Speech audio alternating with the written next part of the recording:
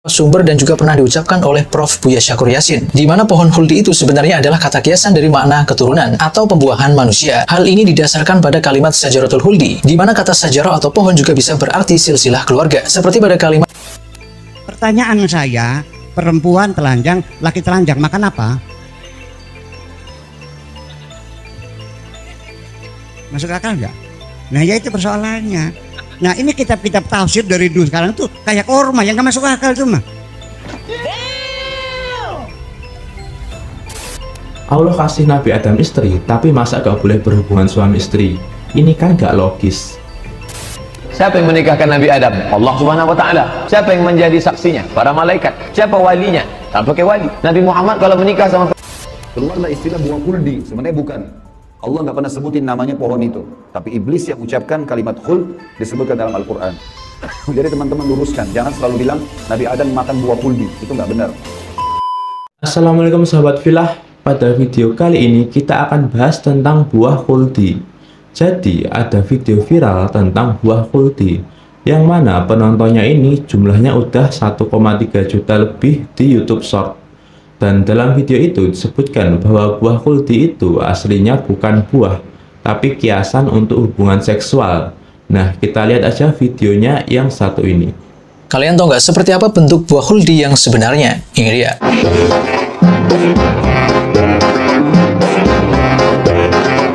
Istilah huldi sebenarnya tidak dijelaskan sebagai buah, namun disebutkan sebagai pohon keabadian sebagaimana dalam surat Toha ayat 120, saat setan berusaha merayu Adam agar kekal di surga. Meskipun adanya huldi merupakan skenario dari Tuhan, namun ada satu hal yang tidak masuk akal adalah seberapa nikmat pohon huldi ini hingga menyebabkan Adam lupa akan kenikmatan surga yang tak tertandingi. Banyak yang menafsirkan bahwa pohon huldi ini mirip buah-buahan di bumi, namun ada satu penafsiran yang unik dari beberapa sumber dan juga pernah diucapkan oleh Prof. Buya Syakur Yassin, di mana pohon huldi itu sebenarnya adalah kata kiasan dari makna keturunan atau pembuahan manusia. Hal ini didasarkan pada kalimat Syajaratul Huldi, di mana kata sajarah atau pohon juga bisa berarti silsilah keluarga, seperti pada kalimat Syajaratul Usroh atau dalam bahasa Inggris adalah family tree. Sehingga hal ini make sense mengapa huldi menyebabkan kekal, karena memang manusia tanpa adanya keturunan atau pembuahan secara seksual maka bisa punah. Gimana menurut kalian? Oke sahabat filah, itulah dia videonya. Jadi si pembuat konten ini sebenarnya hanya menjelaskan salah satu tafsir tentang buah kuldi yang dia dapat dari Buya Syakur.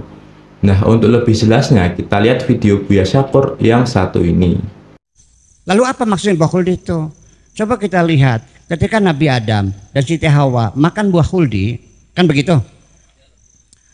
Setelah selesai, begitu mau mencari pakaiannya, nggak ada. Wa tafiqa yakhsifani min awraqil jannah.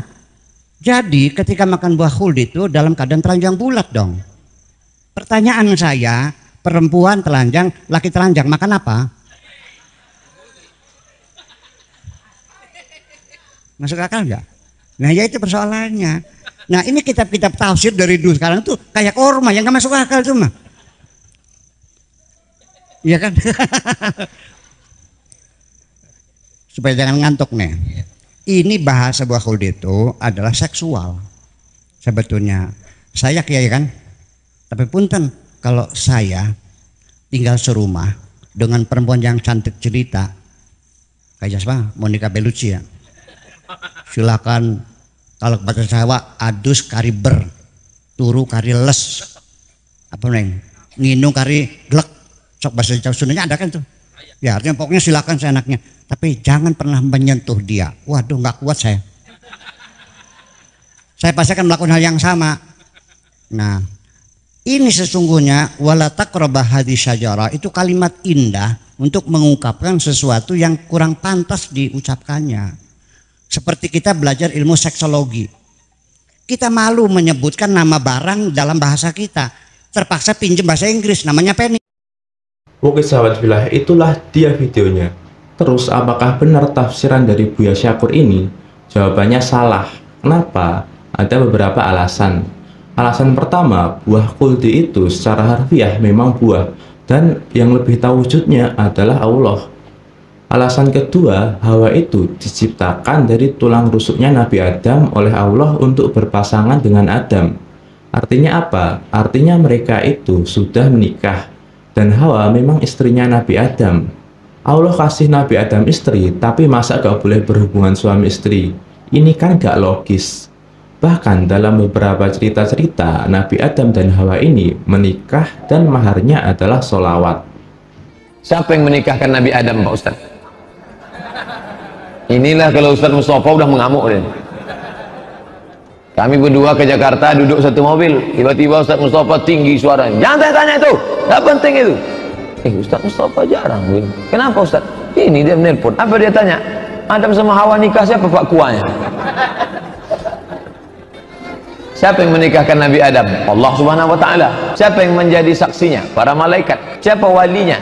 Tak pakai wali. Nabi Muhammad kalau menikah sama perempuan, perempuan itu tak perlu pakai wali, khususiyah namanya. Sedangkan Nabi Muhammad, perempuan itu tak perlu pakai wali, apalagi Hawa. Dan apa maharnya Pak Ustaz?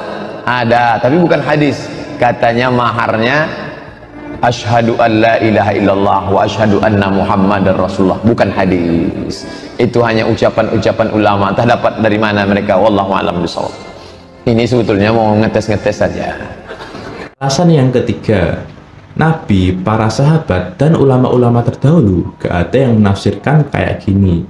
Kalau kita cari di kitab-kitab itu, gak ada tafsir yang mengatakan bahwa buah khuldi itu seks.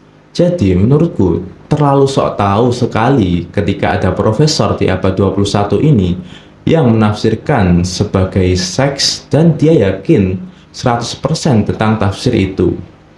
Alasan yang keempat, bahkan nama buah khuldi atau buah keabadian itu bukan dari Allah tapi dari iblis, karena Allah hanya menyebut jangan dekati pohon itu. Jadi kata-kata buah keabadian ini dari iblis. Nah, aneh jika kata dari iblis itu malah dijadikan dalil bahwa keabadian itu melalui hubungan seks. Kemudian syaitan membisikkan pikiran jahat kepadanya dengan berkata, "Hai Adam, maukah saya tunjukkan kepada kamu pohon keabadian, khuldi, dan kerajaan yang tidak akan binasa?" Quran Surah Toha ayat 120. Nah, di ayat ini kita tahu bahwa khuldi itu dari iblis. Perlu digarisbawahi teman-teman sekalian, ada orang-orang yang mengatakan pohon yang didekati oleh Adam itu namanya, atau buah namanya buah khuldi. Dan ini sebenarnya tidak ada dalilnya nih. Ya. Yang mengatakan buah khuld itu adalah iblis.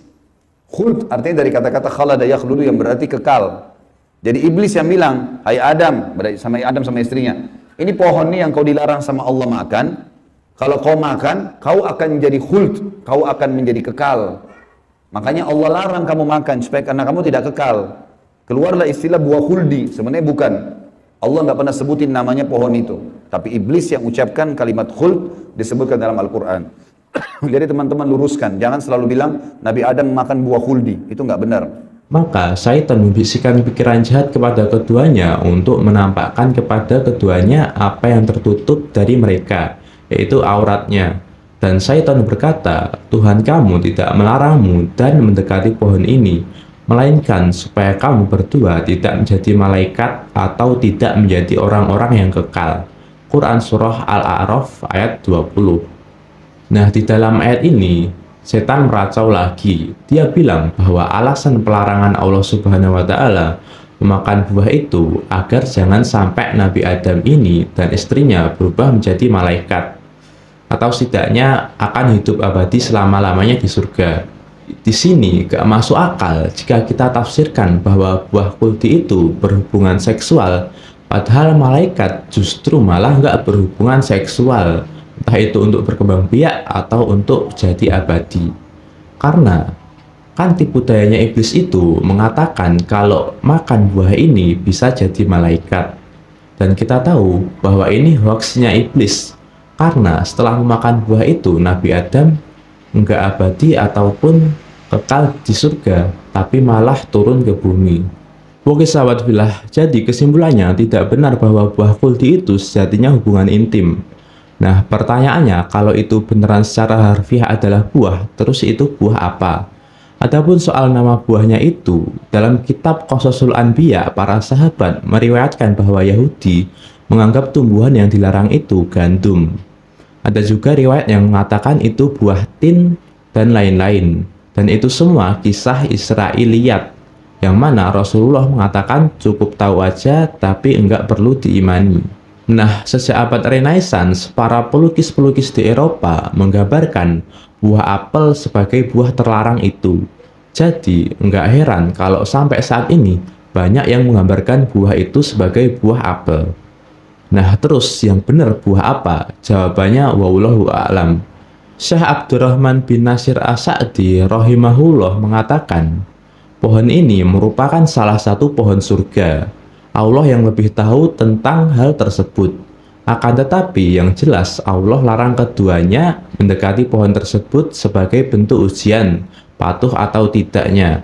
Tafsir As-Sa'di halaman 49. Yang jelas Allah lebih tahu tentang buahnya, dan kalau Allah tidak menjelaskan tentang itu, maka itu bukanlah sesuatu yang penting teman-teman. Dan kalau kita baca lagi ayatnya, Allah itu sebenarnya bukan melarang memakan buahnya, tapi jangan mendekati pohonnya. Lantas kenapa Nabi Adam ketika mereka memakan buahnya, bukan ketika mereka mendekati pohonnya? Nah, di sini ada hikmah yang penting teman-teman, yaitu melarang jalan atau potensi terjadinya keburukan lebih baik daripada melarang perbuatan buruknya secara langsung. Contohnya dalam Al-Quran, Allah melarang mendekati perbuatan zina. Dan logikanya, kalau mendekatinya saja itu dilarang, apalagi kalau sampai berzina. Makanya kemudian pacaran itu haram, karena bisa mengantarkan pada zina. Dan contoh lainnya dalam khomer. Di dalam agama lain, mungkin memperbolehkan minum alkohol, bir, dan lain-lain, asal tidak mabuk. Nah, di dalam Islam melarang khomer secara mutlak, walaupun itu hanya sedikit aja. Kenapa? Ya agar untuk mencegah orang dari mabuk. Syekh Ahmad bin Mustafa Al-Maraghi dalam tafsirnya menjelaskan, larangan untuk mendekati sesuatu itu lebih efektif daripada langsung melarang pada sesuatu itu sendiri, atau to the point.